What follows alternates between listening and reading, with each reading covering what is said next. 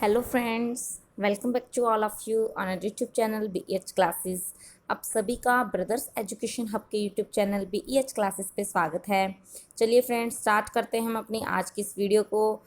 तो बताइए मुझे, फर्स्ट क्वेश्चन आपके सामने है। इस क्वेश्चन में आपको एरर फाइंड आउट करनी है कि किस पार्ट में एरर है या फिर वहाँ पर कोई एरर नहीं है। ओके, तो बताइए मुझे कौन सा पार्ट सही होगा, A, B, C या फिर D। आपके पास 10 सेकेंड्स का टाइम है इस क्वेश्चन को करने के लिए। So do fast and tell me in which part there is error. किस पार्ट में एरर है या फिर वहाँ पर कोई एरर नहीं है। सो फाइंड कीजिए। I asked him how could he go out if it started raining. Okay, so tell me.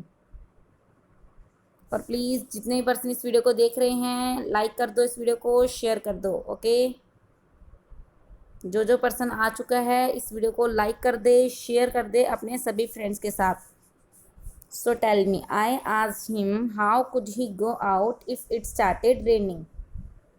Yes, A, B, C या फिर D। A, B, C या D, किस पार्ट में एरर है। वेरी गुड, ये question हमारे पास था, ये क्वेश्चन था हमारे पास टेंस से। देखिए, हमने टेंस के पोर्शन में एक चीज़ सीखी थी कि इंटेरोगेटिव सेंटेंस, कौन से सेंटेंसेस, इंटेरोगेटिव सेंटेंसेस। देखिए, इंटेरोगेटिव सेंटेंस की सबसे अच्छी पहचान क्या होती है कि वो उनमें हेल्पिंग वर्ब कहाँ आती है, हेल्पिंग वर्ब सब्जेक्ट से पहले आती है। ये किसकी पहचान होती है, ये इंटेरोगेटिव की पहचान होती है। ओके, तो अगर अगर क्वेश्चन मार्क लगा हुआ है सेंटेंस के बीच में तो हमें हेल्पिंग वर्ब को कहाँ रखना पड़ेगा, सब्जेक्ट से पहले। और अगर कहीं पे क्वेश्चन मार्क नहीं है तो हमें हेल्पिंग वर्ब को कहाँ रखना पड़ेगा, सब्जेक्ट के बाद में रखना पड़ेगा। ये सबसे इंपॉर्टेंट फैक्ट है। अब देखिए, इस क्वेश्चन में कहीं पर भी आपको क्या नहीं दिख रहा, क्वेश्चन मार्क नहीं दिख रहा, यानी ये इंटेरोगेटिव सेंटेंस नहीं है। तो क्वेश्चन बोला आई आज ही, मैंने उससे पूछा how could he go out, है ना। ये तो क्वेश्चन पूछ लिया कि वो कैसे जा सकता था। हमें ऐसे बोलना है how he could go out if it started raining. अगर रेनिंग स्टार्ट हो गई थी तो वो कैसे जा सकता था। तो यहाँ पर ये जो हेल्पिंग वर्ब है या जो ये मोडाल है उसका यूज़ कहाँ करना है, उसका यूज़ आपको सब्जेक्ट के बाद में करना है। कहाँ करना है, सब्जेक्ट के बाद में। तो ये जो कुड है कहाँ आएगा, ही के बाद में आएगा। ओके, सो इस चीज़ को ध्यान रखना कि जब भी इंटेरोगेटिव सेंटेंस होता है तब हेल्पिंग वर्ब सब्जेक्ट के बाद पहले आती है, अदरवाइज नहीं आती। तो यहाँ क्या बनेगा, how he could go out if it started raining. Okay, बहुत इंपॉर्टेंट रूल है, काफ़ी बार ये इसी तरह से एग्जाम में आ चुका है, तो इस रूल को अच्छे से देख लेना। ओके, चलिए नेक्स्ट क्वेश्चन की ओर। यस, बहुत इंपॉर्टेंट रूल है। नेक्स्ट क्वेश्चन भी आपको, जो हमने पहले वीडियोस की हैं उनमें ये क्वेश्चन आई थिंक आपको 20 टाइम्स करवा दिया होगा। CPO के एग्ज़ाम्स जो हमने सॉल्व किए थे उनको मिला के या इम्प्रूवमेंट को मिला के हमने लगभग 20 सारे क्वेश्चन कर चुके होंगे। तो अब मुझे बताइए क्या होगा इसमें, किस पार्ट में एरर है या एरर नहीं है। Hardly the inspector had arrived there to investigate the crime when the house was set ablaze. Yes, A, B, C या D, किसी पार्ट में एरर है या नहीं है तो किस पार्ट में है। Yes, do fast. देखिए, अब्लेज का मीनिंग क्या होता है, अब्लेज मतलब जो जल रहा है, मतलब आग में, तो उसको बोलते हैं अब्लेज। तो बताइए, hardly the inspector had arrived there to investigate the crime when the house was set ablaze. बताइए। यस, वेरी गुड, किस पार्ट में एरर आएगी, यहाँ एरर आएगी हमारे ए पार्ट में। कैसे आएगी देखो, सबसे पहले हमने रूल्स देखे थे कि हार्डली या स्कार्सली के साथ हम किसका यूज़ करते हैं, व्हेन का यूज़ करते हैं ना। इसके साथ कौन सी कंजंक्शन यूज़ करते हैं, हार्डली और स्कार्सली के साथ, व्हेन की। और जो नो सूनर होता है उसके साथ हम क्या यूज़ करते हैं, उसके साथ हम देन यूज़ करते हैं। ओके, नो सूनर के साथ क्या यूज़ करते हैं, नो सूनर के साथ देन आता है, और हार्डली और स्कार्सली के साथ क्या आता है, व्हेन आता है। ठीक है, तो ये रूल तो हमारे अकॉर्डिंग सही है। फिर हमने देखा कि जब भी हार्डली, स्कार्सली, नो सूनर या किसी और नेगेटिव वर्ड का यूज़ अगर सेंटेंस के स्टार्टिंग में किया जाता है ना, क्या किया जाता है, सेंटेंस के स्टार्टिंग में, शुरुआत में किया जाता है, तो वहाँ हम क्या करते हैं, वहाँ हम इन्वर्जन करते हैं। क्या करते हैं, इन्वर्जन करते हैं। इन्वर्जन का मीनिंग हेल्पिंग वर्ब को कहाँ यूज़ करना है आपको, सब्जेक्ट से पहले यूज़ करना है। ओके, तो क्या बन जाएगा, hardly had the inspector. Okay, ये जो हमारे पास हेल्पिंग वर्ब है हैड, इसका यूज़ आपको कहाँ करना है, इसका यूज़ आपको सब्जेक्ट से पहले करना है। तो क्या बनेगा, hardly had the inspector arrive there to investigate. Investigate करने के लिए आया। क्या इन्वेस्टिगेट करना था, क्राइम को। When the house was set ablaze. Okay, जब तक आया तब वो हाउस जल चुका था, कुछ इस तरह से। तो हमने क्या देखा, जब भी नेगेटिव वर्ड सेंटेंस की स्टार्टिंग में आएगा, हमें वहाँ क्या करना है, हमें वहाँ इन्वर्जन करना है। ओके, अब अगर आपको ये क्वेश्चंस अच्छे लग रहे हैं, आपके लिए हेल्पफुल हैं, तो आपको क्या करना है, आपको इस सीरीज़ को, इस वीडियो को लाइक करना है, थम्स अप देना है, वीडियो को शेयर करना है अपने सभी फ्रेंड्स के साथ, और चैनल को अगर अभी तक सब्सक्राइब नहीं करना किया है तो अभी के अभी सब्सक्राइब कर लीजिए, बेल आइकन को भी प्रेस कर लीजिए। ओके, तो चलिए थर्ड क्वेश्चन की ओर चलते हैं। यस, बहुत अच्छा क्वेश्चन है, काफ़ी अच्छा क्वेश्चन है, तो बताइए मुझे। He lay the watch on the table and then forgot all about it when he went out. So tell me, is there any error और देयर इज नो एरर। तो बताइए ए, बी, सी या D. आपके पास 10 seconds है, जल्दी कीजिए।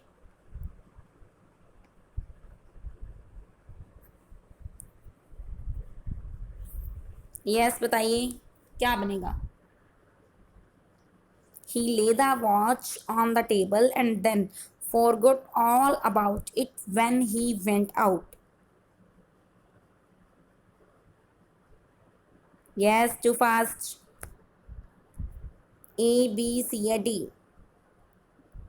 जल्दी जल्दी कीजिए और मुझे बताइए कौन सा ऑप्शन बनना चाहिए, ए, बी, सी या डी। और आज आपके लिए जो पैराजम्पल के क्वेश्चंस हैं वो कुछ एडवांस लेवल के क्वेश्चंस हैं, यानी वो जो हम कह सकते हैं कि एसएससी की मेंस लेवल के या बैंक लेवल के क्वेश्चंस हैं आपके पास। ओके, तो आप उन क्वेश्चंस को ज़रूर अच्छे से कर लीजिएगा। काफ़ी अच्छे क्वेश्चंस हैं आज आपके लिए पैराजम्पल के लिए, और आपके लिए थोड़े से हार्ड भी होने वाले हैं, बट आई होप कि आप अच्छे से कर लोगे और उसे समझ लोगे। तो बताइए इसमें क्या बनेगा, ए, बी, सी या D?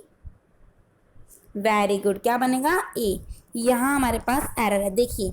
He lay the watch on the table and then forgot is second form, all about it when he went out. जब वो चला गया तो वो इसके बारे में पूरी तरह से भूल गया था कि उसने उस वॉच को टेबल पे रख दिया था, ना कि रख दिया है। ये जो ले है ये रखने के लिए किसकी फॉर्म है, फर्स्ट फॉर्म है। अब आप फॉर्म्स भी देख लिए, अगर आप कंफ्यूज होते हैं ले और लाई वगैरह में, तो देखिए ये होता है ले। क्या होता है, ले। इसकी सेकंड फॉर्म क्या होती है, इसकी सेकंड फॉर्म होती है लेड। ओके, और इसकी थर्ड फॉर्म भी क्या होती है, लेड। और इसकी आईएनजी फॉर्म क्या होती है, लेइंग। ओके, और इसका मीनिंग क्या आता है, इसका मीनिंग होता है किसी चीज को रखना, to put something. Okay, to put something. Okay, अब हम बात करते हैं दूसरी जो हमारे पास वर्ब होती है उसको क्या कहते हैं, लाई, है ना। लाई मतलब आप सभी को पता है क्या करना, झूठ बोलना, है ना।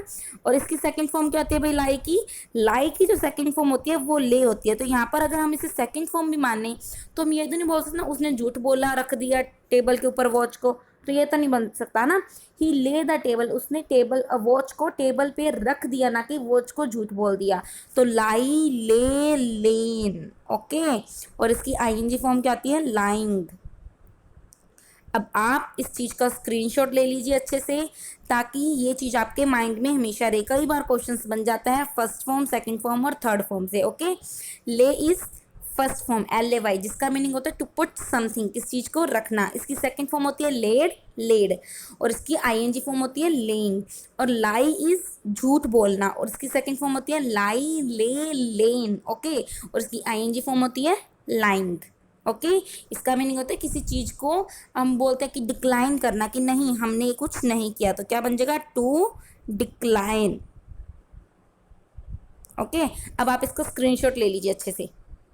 यस, जो फास्ट, स्क्रीनशॉट ले लीजिए, इसे अपनी नोटबुक में नोट कर लेना इन वर्ब्स को, कंफ्यूजिंग वर्ब्स है ये, ओके। यस, तो चलिए आगे चलते हैं हम फोर्थ क्वेश्चन की ओर।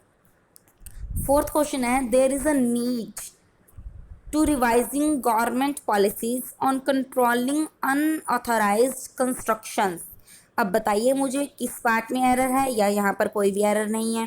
क्वेश्चन क्या है, there is a need to revising government policies on controlling unauthorised construction. Tense से क्वेश्चन है आपके पास, या हम टेंस ना कहें तो हम बोलेंगे वर्ब से क्वेश्चन है आपके पास, ओके। इतना हिंट दे दिया। अब आप मुझे जल्दी से इसका करेक्ट ऑप्शन बता दीजिए, क्या आंसर होना चाहिए, ए, बी, सी या फिर D. Yes, there is a need to revising government policies on controlling unauthorised constructions. अब तो आई थिंक बहुत ईजी हो गया, मैंने सब कुछ ही बता दिया, बट आपको उसका बताना भी है कि क्या एरर है, ओके। सिर्फ ऑप्शन नहीं बताना, आपको एरर भी फाइंड आउट करके बतानी है कि इसकी जगह सही क्या होगा। अगर हम इस एरर को इम्प्रूव करें तो इम्प्रूवमेंट क्या होगी। Yes, so tell me, A, B, C या डी।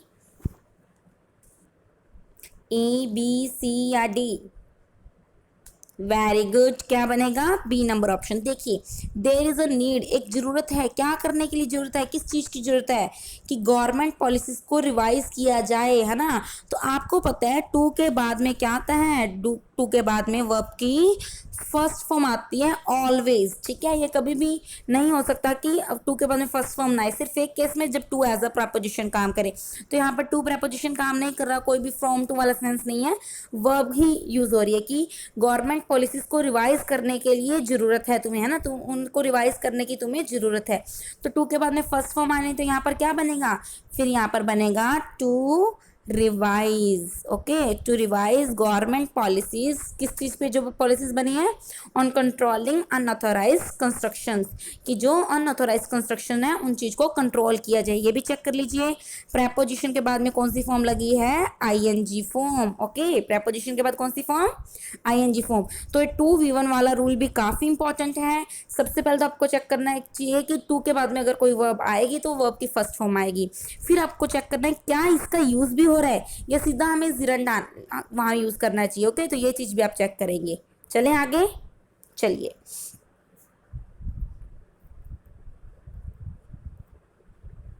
यस, नेक्स्ट क्वेश्चन भी काफ़ी अच्छा क्वेश्चन है, बताइए मुझे। Many a student has failed in the mathematics test but Dilip has scored 100%. Yes, so tell me, A, B, C or D. In which part there is error or there is no error? You have 15 questions for this question. Okay, 15 seconds for this question. Extra 5 seconds. So tell me, A, B, C or D. Do fast and tell me A, B, C or D. Which one is the correct option? A, B, C या फिर D. Many a student has failed in the mathematics test, but Dileep has scored 100%.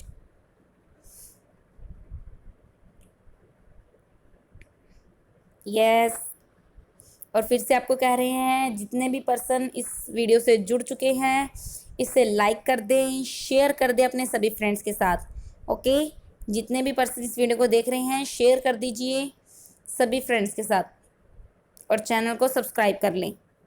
तो बताइए मुझे, many student has failed in the mathematics test but Dilip has scored 100%।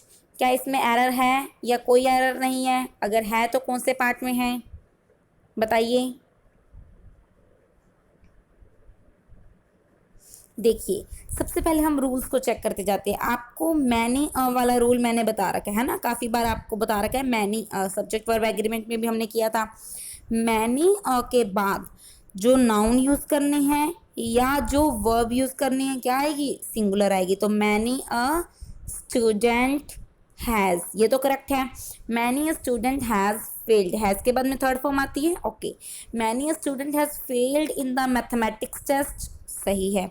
But Dilip has scored 100%, या तो होता 100% marks, है ना, कि उसको 100% मार्क्स मिले। 100% स्कोर किया ये भी नहीं बनता, हम बोलते हैं 100% नंबर आए हैं, है ना, या फिर फुल मार्क्स आए हैं, कुछ ऐसा बोल सकते हो। तो या तो आप बोल दो 100% मार्क्स, अदरवाइज बोल दो Dilip has scored full marks. Okay, 100% सिर्फ आप यूज़ नहीं कर सकते, 100% किसका हमें नहीं पता, है ना। तो सी पार्ट में यहाँ पे हमारे पास एरर है, so C will be the correct option. C part में आपके पास एरर है। ओके, तो ये थे हमारे आज के एरर के क्वेश्चन। चलिए अब हम स्टार्ट करते हैं one words. Yes, first word आपके सामने है, मुझे बताइए। A place where Jews worship according to their religion. Cathedral, synagogue, chapel या demagogue. Yes, A B C या डी। सिर्फ अकॉर्डिंग नहीं आएगा, यहाँ पर अकॉर्डिंग टू आएगा। ओके, अकॉर्डिंग के बाद में फिक्स प्रपोजिशन टू आती होती है, according to him, according to you, है ना।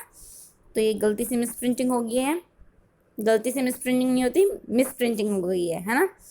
तो बताइए, a place where Jews worship according to their religion. Cathedral, synagogue, chapel या डेमागोग्यू। ए बी सी या D. You have 10 seconds, tell me. A B C या D. Cathedral, synagogue, chapel, demagogue. Yes, very good. क्या बनेगा? B will be the correct option. देखो, synagogue का meaning क्या होता है? एक ऐसी जगह जहाँ पर यहूदी लोग, इज़राइल के लोग, इस जूइश पीपल जो क्या करते हैं, वर्शिप करते हैं, उसको हम क्या बोलते हैं? सिनगॉग्यू। अच्छा, अब आप मुझे डिफरेंस बताइए कि कैथेड्रल और चैपल में क्या डिफरेंस होता है। दोनों ही चर्च होती हैं। ओके, दोनों ही क्या होती है? दोनों ही चर्च होती हैं, बट मुझे डिफरेंस पता करना है कि दोनों में डिफरेंस क्या होता है। कैथेड्रल किसे कहते हैं और चैपल किसे कहते हैं? तो बताइए मुझे जल्दी से, what is the difference between cathedral and chapel?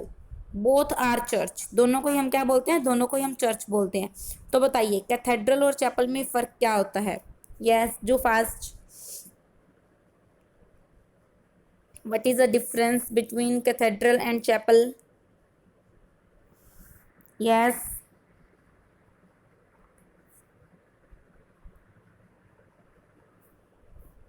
Cathedral और चैपल में क्या डिफरेंस होगा भाई? देखिए, कैथेड्रल क्या होता है? ये भी चर्च होती है, और चैपल क्या होता है? ये भी चर्च होती है।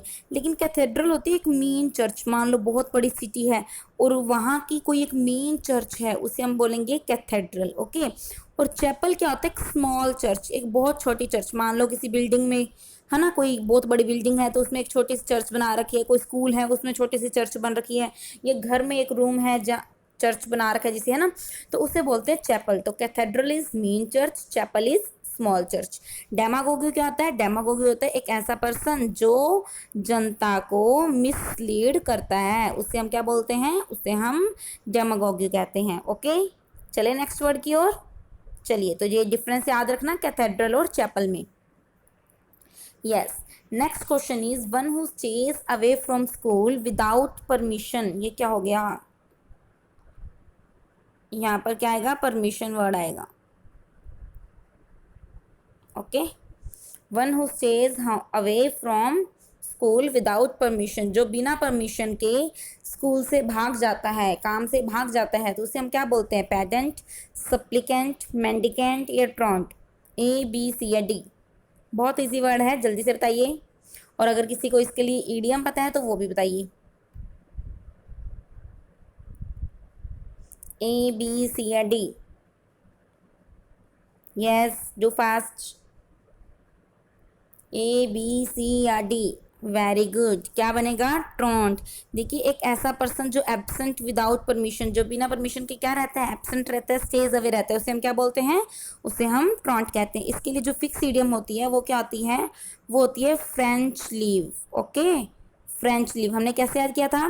फ्रेंच के लोग बिना परमिशन के एब्सेंट रहते हैं। Okay, French leave. ओके, अब मुझे बताइए पेडेंट का मीनिंग क्या होता है? Yes, tell me what is the meaning of pedant? किसे कहते हैं पेडेंट? PEDANT, पेडेंट। कैसे याद किया था हमने? ये ट्रिक से याद किया हुआ है पेडेंट। बताइए मुझे।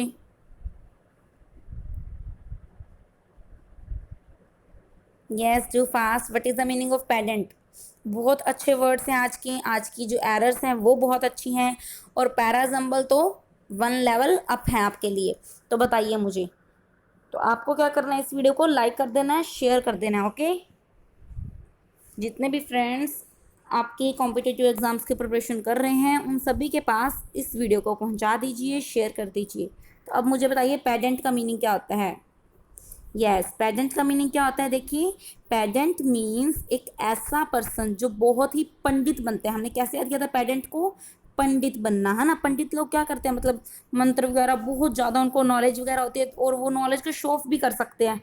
अब कोई गुस्सा मत करना अगर कोई पंडित पर्सन है, हम जस्ट याद कर रहे हैं। पेडेंट मीन्स पंडित, तो वो क्या करता है, वो ज़्यादा ही शो ऑफ करता है। तो एक ऐसा पर्सन जो ग्रामेटिकल मिस्टेक्स बार बार में फाइंड आउट करता है, नहीं ऐसे नहीं, ये तो ऐसे होगा, ये ऐसे नहीं, ये वैसे होगा, यानी जो शो ऑफ करता है अपनी नॉलेज का। One who shows up one's knowledge, ठीक है, जो अपनी नॉलेज का क्या करता है, शो ऑफ करता है, उससे हम क्या बोलते हैं, उससे हम पेडेंट कहते हैं, ठीक है। उसे हम क्या कहेंगे, उसे हम पेडेंट कहेंगे, ओके। ओके, सप्लीकेंट क्या होता है ये मैं आपको बता देती हूँ। देखो, सप्लीकेंट क्या होता है, एक ऐसा पर्सन जो मांगता है भगवान से, ठीक है, उसे हम बोलते हैं सप्लीकेंट, यानी जिसको भगवान कुछ चीज सप्लाई कर रहा है, ऐसे याद कर लो। तो वी ऑल आर सप्लीकेंट, है ना, हम भी तो भगवान से मांगते हैं सब कुछ। तो सप्लीकेंट मतलब जो भगवान से या किसी बहुत बड़े पर्सन से मांगता है, जो बहुत पावरफुल पर्सन है, उसे हम क्या बोलते हैं, उसे हम सप्लीकेंट बोलते हैं। अब आप मुझे मेंडिकेंट का मीनिंग बताइए, क्योंकि ये वर्ड हम कर चुके हैं। Yes, so tell me what is the meaning of mendicant? Mendicant का मीनिंग आप मुझे बताइए, ये वर्ड हम कर चुके हैं हमारे सिनोनिम्स की टेस्ट सीरीज में। तो बताइए what is the meaning of mendicant? MENDICANT, mendicant. Do fast and tell me what is the meaning of mendicant. देखिए, अगर मैं आपको वन वर्ड करवा रही हूँ, इसका मीनिंग ये नहीं कि आपको एक वर्ड सीखना है, आपको उन चारों वर्ड्स के मीनिंग अच्छे से पता होने चाहिए, ओके। हमें अपनी वोकैब पावर इम्प्रूव करनी है, सो हमें चारों ऑप्शंस की बात करनी है, हमें सिर्फ एक वर्ड पर डिपेंड नहीं रहना, ओके। तो बताइए मेंडिकेंट क्या होता है? वेरी गुड, मेंडिकेंट कौन होता है? भिखारी, बैगर, पेन हैंडलर, किए थे ना वर्ड्स हमने सिनोनिम्स की टेस्ट सीरीज में। तो मेंडिकेंट मतलब जो मांग कर अपना काम चलाता है, ओके। और सप्लीकेंट जो एक स्पेशल भगवान से मांगता है, और मेंडिकेंट मतलब जो पैसे थोड़े बहुत किसी से मांगता है। चलिए नेक्स्ट क्वेश्चन, नेक्स्ट क्वेश्चन आपके सामने है, काफ़ी अच्छा क्वेश्चन है, बताइए। A jocular person who is full of amusing anecdotes, एक मतलब ऐसा पर्सन जो मजाकिया है, छोटे छोटे किस्से सुना के लोगों को हंसाता रहता है, उसे हम क्या बोलते हैं? उसे हम बोलेंगे वाइल, वैग, यॉकल या इयॉन। वाइल, वैग, यॉकल या इयॉन, ABC या D? Yes, tell me, ABC या D? वाइल, वैग, यॉकल या eon? WILEWAGYOKELAEON, wile, wag, yokel, eon. Do fast. A jocular person who is full of amusing anecdotes, क्या कहते हैं उसे हम? देखिए, एक जोकर जो पर्सन होता है ना, जो बहुत ज़्यादा हमेशा हंसाता रहता है जोकर की तरह, उसे हम बोलते हैं wag, okay. So B will be the correct option, याद रखना आगे से। Wag means joker, wag means joker, okay. अब वाइल का मीनिंग क्या होता है मैं आपको बता देती हूँ। वाइल करना इस किसी को बिगवाइल करना, किसी को चीट करना, धोखा देना, उसे हम क्या बोलते हैं? उसे हम वाइल कहते हैं। डिसीव करना, वाइल करना, बिगवाइल करना, धोखा देना इस वाइल, ओके। योक्कल का मीनिंग क्या होता है? देखिए, योक्कल किसे बोलते हैं? अपने बोलते हैं ना, ऐसे याद कर लो, योक्कल को लोकल, आपको जल्दी याद हो जाएगा, ओके। योक्कल को लोकल। अब जो लोकल का पर्सन है ना, जो बड़ी सिटी से नहीं आया या जो गांव से बिलोंग करते, तो सभी उसको क्या करते हैं, उसको मतलब उसको डिबेस करते रहते हैं, कि मतलब उसकी बेइज्जती करते रहते हैं ना, कि ये तो मतलब ऐसी यहाँ से आया है, वहाँ से है। जैसे कई बोलते हैं ना कि ये भी तुम तो पेंडू हो, है ना, ऐसे इस लैंग्वेज में बोलते हैं। तो योक्कल मतलब किसी को रस्टिक कहना, किसी को बोलना कि तुम तो ग्रामीण हो, ओके, तो उसको बोलते हैं योक्कल, ओके। तो योक्कल करना मतलब, योक्कल को याद कर लो लोकल से, तो लोकल होने के कारण किसी को डिसरिस्पेक्ट देना, रस्टिक किसी को कहना, ओके। ओके, इयोन क्या होता है ये अगर किसी को पता है तो मुझे बताइए, what is the meaning of Eoin? ये आपके लिए क्वेश्चन है, ओके। इयोन आप मुझे बाद में बताओगे वीडियो खत्म होने के बाद। चलिए next question. Next question is without risk of punishment. आप बोलते हैं ना कि इयन हो गया जब मैं उससे मिला था कुछ इस तरह से, तो बताओ विदाउट रिस्क ऑफ पनिशमेंट. अब हम बाद में देखेंगे इयन का मीनिंग. अब मुझे अब जल्दी से इस क्वेश्चन का मीनिंग बताइए. इसके लिए वन वर्ड बताइए. विदाउट रिस्क ऑफ पनिशमेंट, जिसको पनिशमेंट का कोई भी रिस्क ही नहीं है, कोई डर नहीं है कि पनिशमेंट मिलेगी, क्योंकि इसको मिलेगी नहीं, तो बताओ उसे क्या बोलते हैं. इम्प्यूनिटी, इम्प्यूडेंट, इनएक्सोरेबल या इम्पर्टर्बेबल. यस, ऑप्शंस कट करोगे तो आपको आंसर मिल जाएगा, क्योंकि बाकी ऑप्शंस हमने कर चुके हैं हम अपनी वीडियोस में. तो बताइए impunity, impudent, inexorable, imperturbable. A B C या D. Do fast. A B C या डी.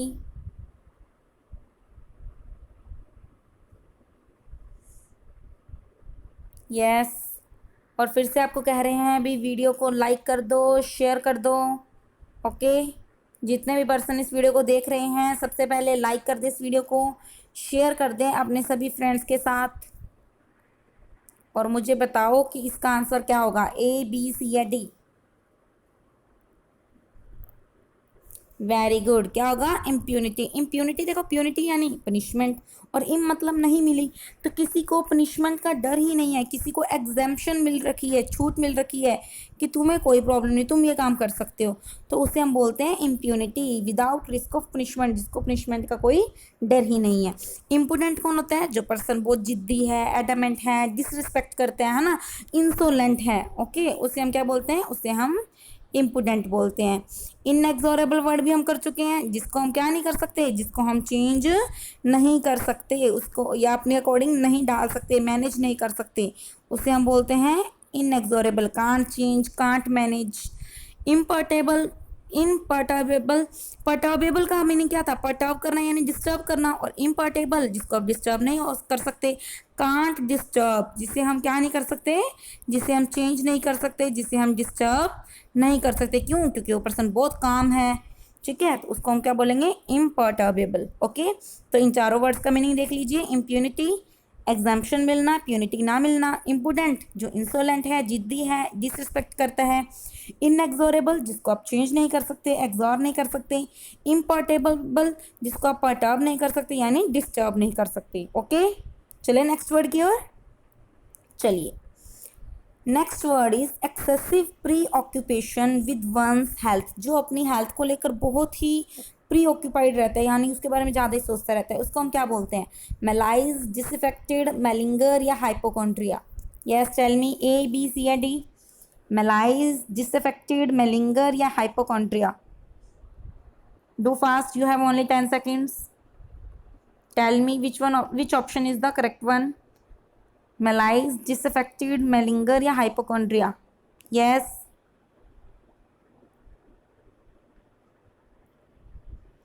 ए बी सी या डी. मेलाइज, डिसअफेक्टेड, मेलिंगर या हाइपोकॉन्ड्रिया. देखिए, एक ऐसा पर्सन जो अपनी हेल्थ के लिए बहुत ज़्यादा ऑक्यूपाइड रहता है, उसको हम क्या बोलते हैं, हाइपोकॉन्ड्रियक पर्सन है. कैसा पर्सन है, hypochondria. Excessive thinking about one's health, जिसके आप माइंड में अपनी हेल्थ को लेकर बहुत ज़्यादा थिंकिंग है. ओके, मेलाइज का मीनिंग क्या होता है, देखिए मेलाइज का मीनिंग क्या होता है, जब कोई पर्सन बहुत ऐसे मतलब बुरा बुरा फील कर रहा है, सिक फील कर रहा है, वीक फील कर रहा है ना, बीमार फील कर रहा है, उसको हम क्या बोलते हैं, उसे हम मेलाइज कहते हैं. तो मेलाइज मीन्स सिक फीलिंग. कैसी फीलिंग रखना, सिक फीलिंग रखना, बीमार बीमार खुद को फील करना. डिसअफेक्टेड, जो चीज़ अफेक्ट नहीं होती. अब आप मुझे मेलिंगर का मीनिंग बताइए. वन वर्ड में हम इस वर्ड को कर चुके हैं. सो देखिए कि किसको कितना याद है. बताओ मुझे मेलिंगर का मीनिंग क्या होता है. देखते हैं कौन पर्सन वीडियोस को अच्छे से याद करता है, अपना होमवर्क अच्छे से करता है, वर्ड्स को लिखता है. अगर लिखता है तो उसको याद होगा मेलिंगर का meaning. So tell me what is the meaning of malinger. MELINGER, malinger. Yes, मेलिंगर.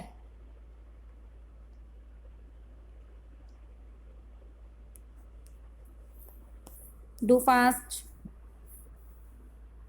Very good. Malinger का मीनिंग क्या होता है, जो पर्सन झूठ बोलता है कि मैं बीमार हूँ. Pretend to sick. Okay, pretend to sick. एक सेकेंड.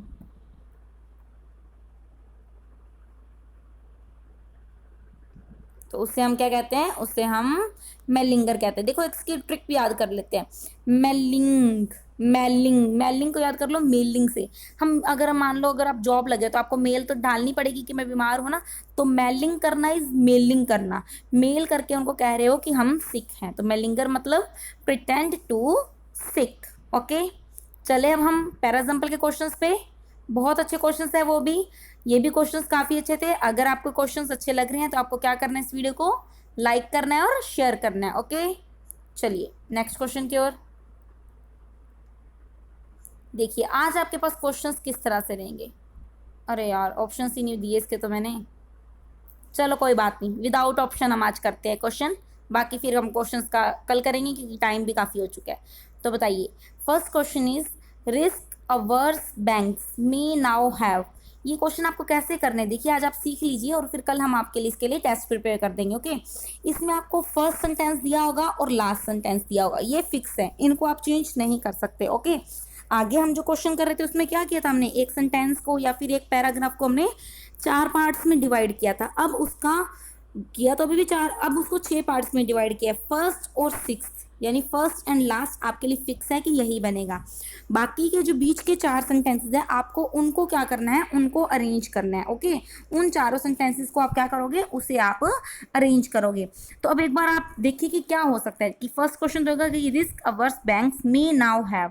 अब इसके बाद में क्या बनना चाहिए कि सारी अरेंजमेंट होके लास्ट जो सेंटेंस बने वो 6 नंबर बने। तो बताइए PQRS को किस में अरेंजमेंट करेंगे, लाइक ऑप्शंस हो जाएंगे RQPS, कुछ भी इस तरह से RPQS, कोई भी ऑप्शंस आपके पास बन जाएंगे। तो मुझे बताइए सही क्या बनेगा। ऑप्शंस नहीं है आपके पास इस क्वेश्चन के लिए, विदाउट ऑप्शन कर रही है इस क्वेश्चन को, बताइए मुझे जल्दी से। यस, ऑप्शंस चाहिए तो मैं दे देती हूँ आपको, एक सेकेंड यहाँ दे देते हैं ऑप्शंस आपको, ठीक है। PRQS, RPQS, PQRS, RPSQ, ये 4 आपके पास ऑप्शंस हैं। अब बताइए मुझे ABC या D, PRQS, RPQS, PQRS या RPSQ। टाइम लीजिए आप इसके लिए अपना 20 सेकेंड्स, तो बताइए मुझे जल्दी से। 20 सेकेंड्स का टाइम है आपके पास इसके लिए। यस, फिर मैं आपको बताती हूँ कि कैसे करते हैं इन क्वेश्चंस को, क्या हम इसमें ट्रिक्स यूज़ कर सकते हैं। घबराना नहीं है, इतने बड़े सेंटेंसेस से ये और भी ईजी हो जाता है। तो बताइए क्या बनेगा, क्योंकि देखो इसमें आपको स्टार्टिंग भी पता लग गई, इसमें आपको एंडिंग भी पता लग गई, तो ये तो काफ़ी इजी क्वेश्चन बन जाता है, उससे भी इजी बन जाता है। लेकिन बच्चे घबरा जाते हैं क्योंकि बड़ा सेंटेंस आ गया, बट अगर आप थोड़ा सा माइंड ऑफ प्रेजेंस से इन क्वेश्चंस को करेंगे तो क्वेश्चंस उनसे भी ईजी हो जाएंगे। तो बताइए मुझे ABC या D, PRQS, RPQS, PQRS या RPSQ। यस,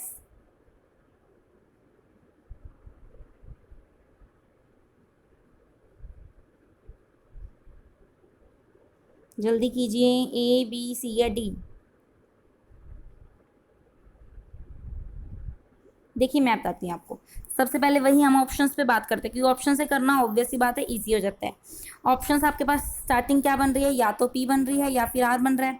अब risk averse banks may now have, उनके पास है, ऑपरेशंस है बैंक्स के पास, ज़्यादा नहीं जच रहा ना, बैंक्स के पास ऑपरेशन है with the government deciding to, नहीं बन रहा, बट फिर भी हम चलो चांसेस ले सकते हैं। और आर में कह रहा है रिस्क अवर्स बैंक्स के पास एक एपेटिटी है, एपेटाइट है, एपेटाइट मतलब एक भूख है, तो ये तो बन सकता है ना, मे हैव उनके पास है, तो आर से बनने के चांसेस ज़्यादा है। तो सबसे पहले हम आर वाले ऑप्शंस को ही चेक कर लेते हैं, इन दोनों ऑप्शंस को कि इन दोनों में से क्या बनेगा, नहीं तो हम पी को भी चेक कर सकते हैं।